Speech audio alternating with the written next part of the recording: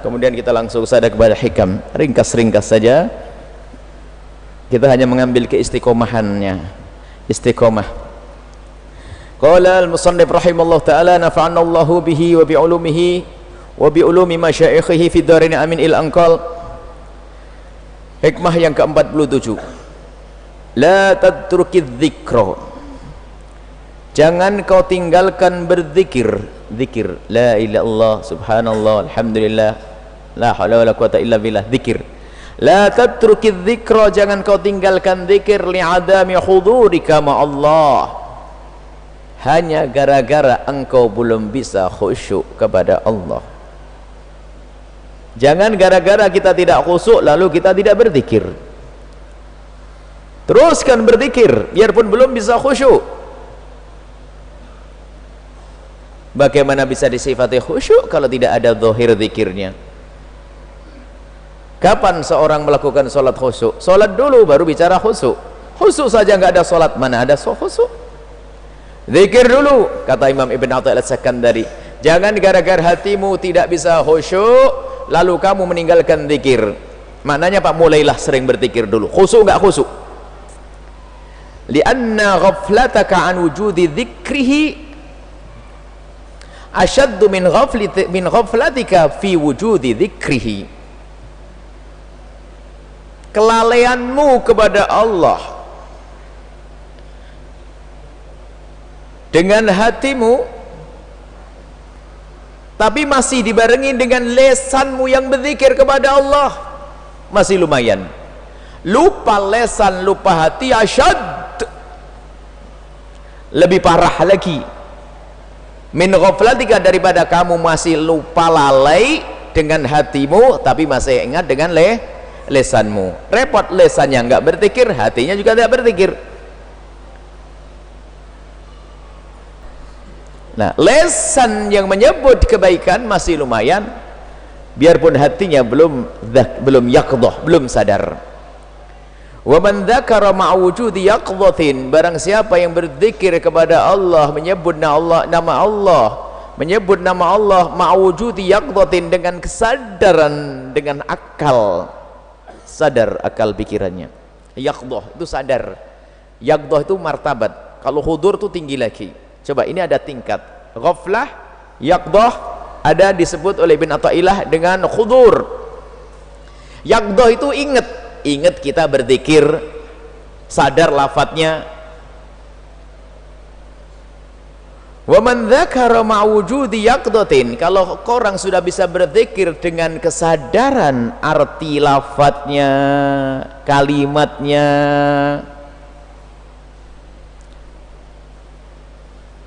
ila dzikrin ma'wujudi hudurin wa min dzikrin, bukan madzakara, wa min dzikrin tadi, semoga dengan zikir dengan lesanmu biarpun hatimu masih lalai, Allah mengangkatmu daripada zikir dengan lesan saja, martabat lebih tinggi lagi, zikir dengan yaqdhah, ada kesadaran. Wa min dzikrin ma'wujudi yaqdhatin, dan dari zikir dengan kesadaran, ila dzikrin, ditingkatkan lagi oleh Allah kepada zikir ma'wujudi hudurin, dengan adanya hadirnya hati. Nanti kita jelaskan apa perbedaan antara yaqdhah dengan hudur. Wa man dzakara ma'a wujudi hudurin wa min dzikrin, dan dari zikir ma'a wujudi hudurin, dengan rasa hadirnya Allah, khusyuk kepada Allah, ila dzikrin ma'a ghaibatin amma siwal madhkur, sehingga masuk pada wilayah zikir yang tidak ada lagi kecuali yang disebut, selain Allah tidak diingat lagi, tenggelam dalam lautan kecintaan kepada Allah. Wa ma dzalika 'ala Allah bi'aziz, yang demikian itu tidaklah sesuatu yang sulit bagi Allah untuk mengangkatmu. Maka mulailah dari yang paling dasar, kata Ibn Athaillah Sakandari, biasakan dengan zikir lesan dulu. Jangan gara-gara kamu belum bisa khusyuk lalu gak mau berzikir.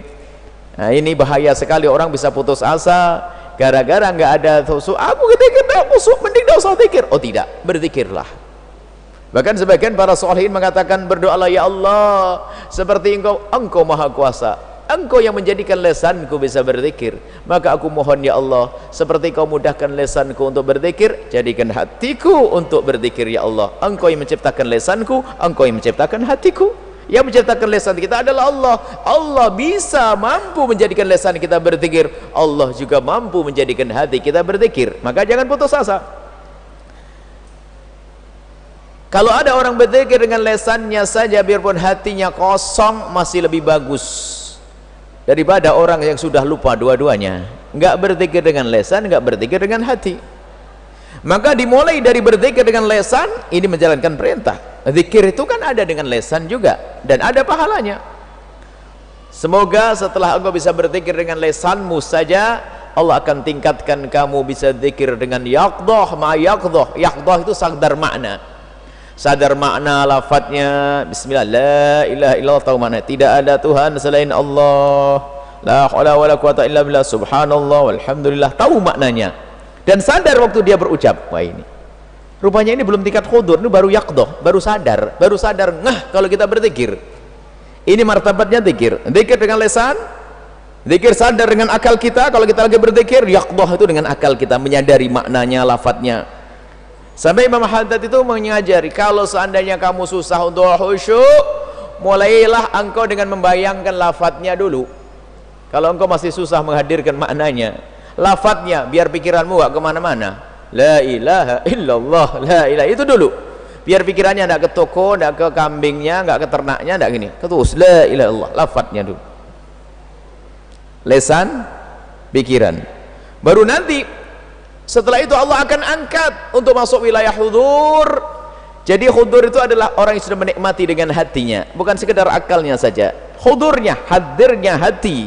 Hatinya merasakan kalau dia lagi menyebut nama Allah, dan akan bergetar hati. Getar hati itu gimana? Rasa senang. Anda pengantin baru, yang pernah jadi pengantin baru, di saat sudah diakadkan, dipertemukan dengan pasangan halal, berdebar hatinya. Kayak apa? Kok gertar daru gitu? Enggak. Ya sudahlah, berdebar, senang, lihat masya Allah itu. Itu dengan manusia. Di saat disebut nama Allah, innamal mu'minuna alladzina idza dzukirallahu wajilat qulubuhum. Wajilat qulubuhum. Bergetar hatinya, bergetar apa? Berdebar-debar senang di saat mendengar la ilaha illallah, merasakan kesenangan. Wah, ini makom. Dan Allah yang menghantarkan, kita hanya berusaha saja. Allah yang menghantarkan, tiba-tiba orang menikmati zikir, sehingga tidak mustahil orang yang ternyata rindu untuk berzikir mengucapkan la ilallah sehari 10.000, solawat 10.000. Rabi'ah Adawiyah sehari baca solawat 50.000, karena menikmati sudah, nggak ada beban. Kalau kita kan zikirnya buat tasbih dihitung, kok belum beres-beres ini, 4.000, 5.000 lagi, 4.000 nih. Belum merasakan lezat. Kalau sudah lezat, itu adalah wilayah masuk khudur, hadirnya Allah di dalam hatinya, merasakan nikmatnya zikir. Wajilat qulubuhum, bergetar hatinya, merasakan lezatnya ibadah. Nah, ini kapan kita nyampe di sana? Ya ntar dulu dong, tangga dulu yang kita titi, zikir lesan dulu yang banyak. Paksa lesan kita untuk bisa berzikir, paksakan. Aku sehari harus selawat 1000 kali, aku baca subhanallah 1000 kali, aku baca ini, terus paksakan. Ketahuilah, nanti Allah akan angkat dari wilayah zikir dengan lesan, masuk yaqdah dengan pikiran kita, ada kesadarannya. Kemudian setelah itu akan Allah angkat kita zikir menjadi zikir hudur. Kalau sudah setelah hudur, hadir, menikmati rasa nikmat, menikmati di saat berzikir kepada Allah Subhanahu wa taala, kemudian Allah akan angkat setelah itu buah daripada zikir dalam kehidupan kita sehari-hari. Zikri ma'a ghaibatin, di saat kita hudur, zikir kita adalah ghaibah. Ghaibah itu apa? Sudah yang ada di hatinya hanya Allah, sehingga apa? Yang ditakuti hanya Allah. Nggak ada yang takuti dari manusia. Kalau berbuat baik dengan manusia karena Allah, ya, justru ini adalah puncak kesempurnaan seorang manusia. Bukan berarti lalu istilah ghaibah lalu nggak ingat, nggak sadar, begitu. Dia urusan dengan manusia, tapi ketahuilah dia seolah-olah tidak urusan dengan manusia. Ini adalah ayahku, bapakku sebagai seorang manusia. tapi dia berurusan dengan bapaknya karena Allah. Lihat, bekti akan muncul dalam kehidupannya. Istriku dia bukan sekedar seorang perempuan yang ada di sampingku, tapi ada tanggung jawabku di hadapan Allah. Ghaibah, semuanya langsung Allah, Allah, Allah, dikit-dikit Allah. Aku dikasih Allah kekayaan, aku tidak boleh terlena. Justru semua yang ada di kiri kanannya menghantarkan dia kepada Allah. Karena apa? Bagi dia nggak ada artinya kecuali Allah. Bukan istilah ghaibah lalu kayak orang kayak Allah, Allah kayak, tapi seneng duit, nggak ada itu. Mana kayaknya itu adalah palsu, bohong. Bukan Allah. Jadi memang dia sadar. Nabi Muhammad manusia sadar. Bukan majdub, bukan ini. Nabi Muhammad manusia sadar dengan akal beliau, dengan hati beliau. Lihat, sadar, bukan tenggelam. Beliau adalah selalu dalam lautan cinta kepada Allah, tapi tidak akan keluar daripada kesadarannya. Maka makom wilayahnya orang sadar pangkat tinggi. Memang di sana adalah wilayah wali majdub. Majdub itu ada. Majdub itu sudah diambil oleh Allah, masuk wilayah kecintaan kepada Allah. Cuman urusannya dengan manusia jadi berkurang. Kayak orang gila, tapi dia kekasih Allah. Dia adalah kekasih Allah, tapi tidak boleh kita berguru dengan dia. Guru kita adalah orang yang ahli yaqdah, ada kesadaran. Husnudon ada orang majdub, tapi makom tinggi wilayah adalah sadar. Makom sadar ya. Urusan dengan istri, dia lemah lembut dengan istri. Bukan karena seorang istri yang dia berkhidmah kepadanya, tidak. Aku punya kewajiban dan itu amanatku di hadapan Allah. Maka muncullah orang yang makomnya makom ghaibah, tidak ada baginya kecuali Allah, maka dia akan indah dengan sesama manusia. Makanya ulama-ulama besar, dimulai daripada imamul ulama Sayyiduna Muhammad, sangat indah dengan keluarga, sangat indah dengan fakir miskin, sangat indah dengan tetangga, dan begitulah orang yang mengikuti baginda Nabi sallallahu alaihi wasallam. Jadi ingin kita semuanya dengan Allah. Lah makanya makna alladzina yadhkuruna Allah qiyaman wa qu'udan wa 'ala junubihim, berzikir dalam segala keadaan, iya dengan lisan setiap keadaan, akan tapi bagaimana keadaanmu itu semua adalah buah daripada zikir kepada Allah. Itu yang lebih agung lagi. Bagaimana semua keadaanmu itu buah daripada zikir. Kamu mau kemana? Mau nolong tetangga. Karena apa? Allah. Loh, zikir lagi. Kebayang di matanya ridho Allah, ridho Allah, ridho Allah. Makanya dia menjadi manusia sempurna. Sempurna nisbi maksudnya. Sempurna di hadapan Allah. Perilakunya dengan orang tua baik, dengan saudara baik, dengan anak baik. Karena yang dilihat hanya Allah Subhanahu wa taala. Wa ma dzalika 'alallahi bi'aziz. Untuk mengangkatmu dari martabat ke martabat lebih tinggi bagi Allah tidaklah susah. Maka kata Ibn Athaillah Sakandari, mulailah sekarang. Banyaklah berzikir dulu dengan lisanmu. Biarpun engkau belum bisa khusyuk kepada Allah Subhanahu wa taala, pastikan berzikir dan berzikir dan berzikir terus. Nah ini, insyaallah sampai di sini dulu. Kita akan buka tanya jawab, kemudian istirahat ini. Janjinya tadi jam 8, sekarang jam 8. Bismillah. InsyaAllah. Dan hendaknya kita punya zikir rutin, zikir setelah sholat. Selama ini kita baca dimulai dari subhanallah, subhanallah, alhamdulillah, itu Nabi mengajarkan. Alhamdulillah, alhamdulillah, Allah Akbar, ayat kursi, Allahumma inni ala dzikrik wa syukri wa husni ibadatik, dan seterusnya. Itu adalah zikir-zikir diajarkan baginda Nabi, jangan Anda tinggalkan. Kemudian Anda harus zikir-zikir yang sifatnya Anda baca rutin, istiqomah, apakah di pagi hari, di sore hari. Zikir pagi, zikir sore. Ambil waktu yang tepat agar istiqomah. Kalau ternyata ada kesibukan, Anda qadha. Dan zikir, dan hendaknya zikir itu harus bermacam-macam, bukan la ilallah saja. Ada la haula wala quwwata illa, ada subhanallah, alhamdulillah, ada istighfar, bermacam-macam. Bermacam zikir. Dan di antaranya paling mudah, kita cukup baca yang dikumpulkan para ulama, ada di al-ratibul haddad, ratibul attas, zikir para masyayikh. Itu ada zikir bermacam-macam. Baca saja terus sambil berlatih dan memohon kepada Allah agar kita bisa khusyuk.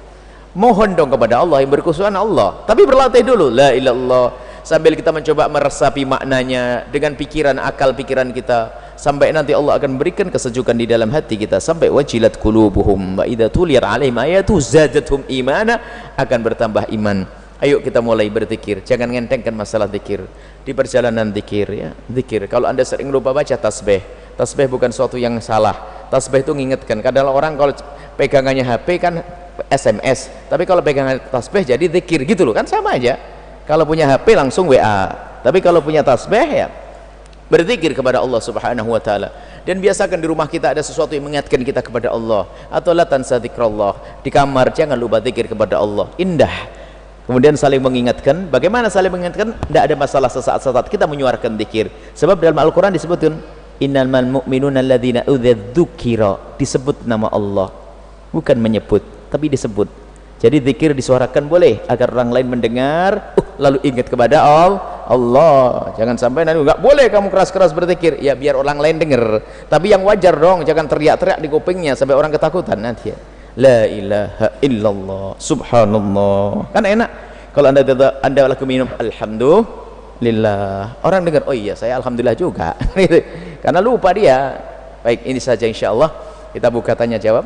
Semoga Allah menjadikan kita ahli zikir yang akan disebut oleh Allah di ahli langit, dipamerkan di hadapan para malaikat-malaikat kalau ini adalah hamba berzikir.